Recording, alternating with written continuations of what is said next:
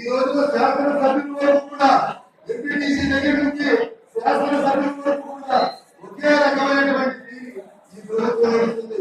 ఆ వార్డులోనే జన్మభూమి కమిటీ జన్మభూమి కమిటీ కాదని దోచుకునే కమిటీ. ఆ దోచుకునే కమిటీలు ఈ రోజున ఏ విధంగా ఈ రోజున వార్డులో వాళ్ళు చేస్తున్నారు, ఏ విధంగా వార్డు కౌన్సిలర్ని నిర్వీర్యం చేస్తున్నారు.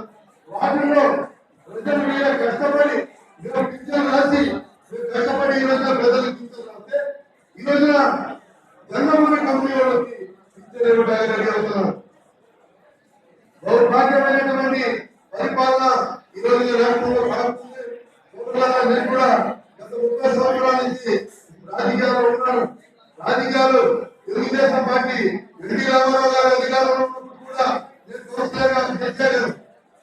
అందరూ తెలుగుదేశం అధికారులు అయినా కూడా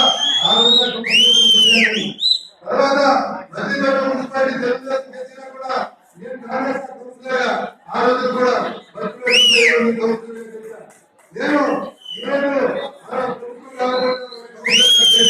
నేను ఒక్కడే తప్పున ఇంత దుర్మార్గమైనటువంటి పరిపాలన మీ చంద్రబాబు కూడా నేను చూడలేదని మీరందరూ కూడా ముందుకు చేస్తున్నారు.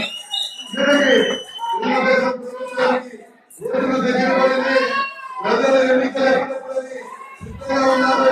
ఈ ప్రభుత్వాన్ని చంద్రబాబు నాయుడిని ఈ ప్రభుత్వాన్ని ఈ తెలుగుదేశం నాయకుడిని అందరూ కూడా ప్రజాఘాతంలో కలపడానికి సిద్ధంగా ఉండాలని ముందుకు చేస్తూ